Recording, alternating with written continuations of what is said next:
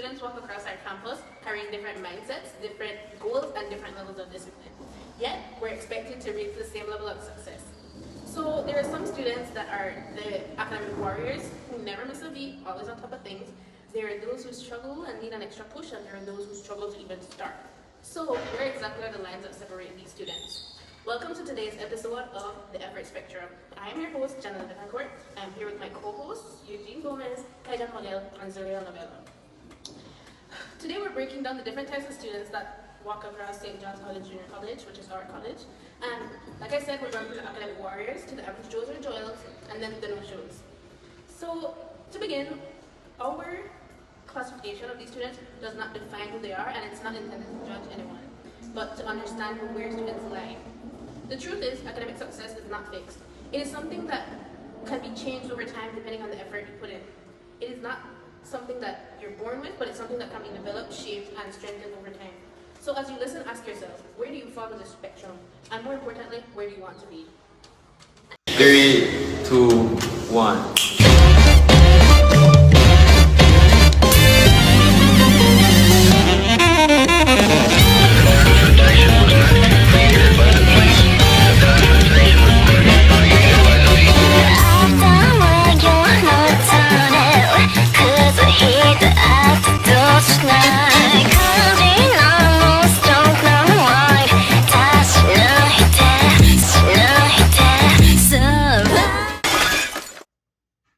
Alright, so at the top you've got the academic warriors. Yeah, these are the students who like to stay on top of everything. Like, they don't wait for last minute to plan. Yeah, they're not just trying to pass. They actually care about where school is taking them. They already have their set goals, and so they treat school as their first step towards that. And it's not even like they're smarter, it's just that they manage their time better, Like, there was even a study between two schools that showed that the students who had better time management, they ended up having the better results at the end of the semester. Yeah, so ultimately it all comes down to consistency. Have you ever skipped events or social activities to focus on school? Yes, I have, because I feel that school is more important than social events. Do you study ahead or wait until the last minute? I do study ahead because procrastination is something that you would not want to do, because I can promise you that you will fail or score low on a grade or a subject if you procrastinate. Do your family or mentors influence how seriously you take school? Yes, my family, because they support me in order for me to get a higher education and be successful in life. What do you do when you don't understand something in class? I would either ask for clarification from a friend or teacher, or I would go researching on the internet. What challenges do you face as a dedicated student? My sleep schedule. And do you ever feel stressed or burnt out, and how do you handle it? I do feel stressed and burnt out, and how I handle it is just by taking a few hours to just relax, get my mind off stuff, and then I jump back into my schoolwork. Yeah, it's like that quote, success is a sum of small efforts, repeated day in and day out. That's basically them, but that's not perfect though. Definitely not. They deal with a lot of pressure. Sometimes it's family expectations, sometimes it's themselves. But either way, they're pushing hard, and that can lead to burnout. Yeah, they're always doing well, but it can be draining. And then we have the students that are in the middle. They're known as the average Joes. These people, they don't really care about failing, but they're not really pushing themselves to get passing grades either. They just want to get through. Yeah, the biggest problem here is procrastination. Research shows that it affects like 80 to 95% of college students. Yeah, so it's basically like everyone. And when things go wrong, it's usually an excuse, like said in psychology essay.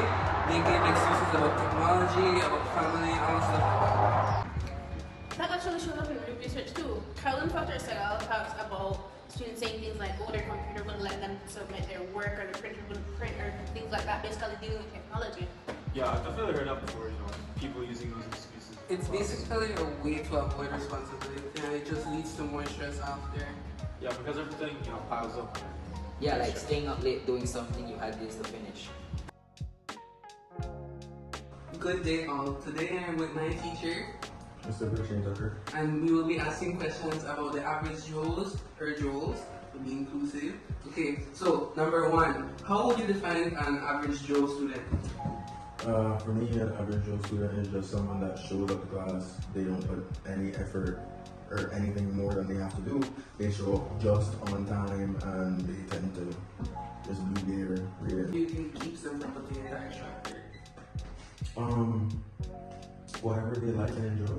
If they don't like a class, they won't put in the extra effort. I have students that only take my class simply because it's a prerequisite from another class. So they sit there and then they just get what they need to do to pass. They don't do the extra effort because it's like, it's not important to them. So, yeah. So if you were to be honest, if a student came to you with a missing assignment and said my laptop didn't save my work, or some other technical issue like that, what would you tell them? If it was an average Joe that came and told me that information, then I would simply say, well, that's tough. We have to plan for things like this. Like when I was in college and my laptop didn't work and if my work didn't save, I would immediately start to restart everything, start doing it over. But nowadays, what I've noticed is students, they rather come up with excuses as to why they couldn't get their work done instead of just actually putting in a little bit more effort to get their work done. So would you say that a student's social life should come before their academics? Because I know you have experience with some students who do that. I think that it's not whether it's a question of one should come before the other, but you are allowed to prioritize things depending on the moment. When I was in school and I was a student, I had a pretty decent social life. I used to go out almost every weekend.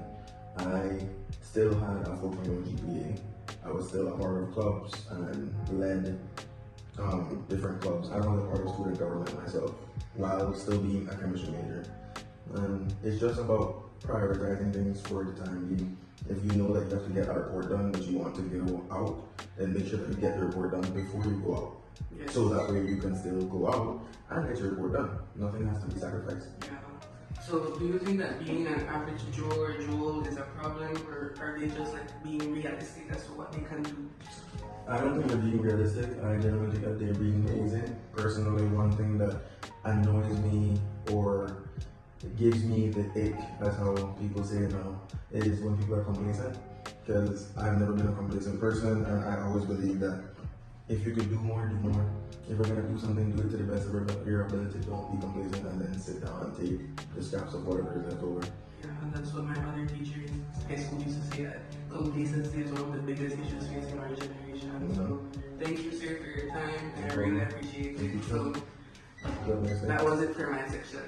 And if that keeps happening, some people just stop trying completely. Yeah, but that's a no-shows, you know. They either stop coming to class or they just mentally check out. You know, they'll keep saying they'll do it later, but it never really happens. So these are real procrastinators, you know, they're never doing their work. And this is when it gets serious. Research from the American Council on Education shows that attendance is one of the biggest factors for success. So if you keep missing classes, you fall behind and it's hard to recover. Yeah, and I've realized that even teachers notice this pattern. Segal says that students keep making excuses week after week, semester after semester, so it becomes a habit. So yeah, those are the three groups, and the important thing is that you're not stuck in one. This means that you can move between them all the time, but your habits decide where you lie in this scale. So instead of just asking where you are right now, ask yourself where you're trying to go and where you're trying to end up for your betterment and for your future.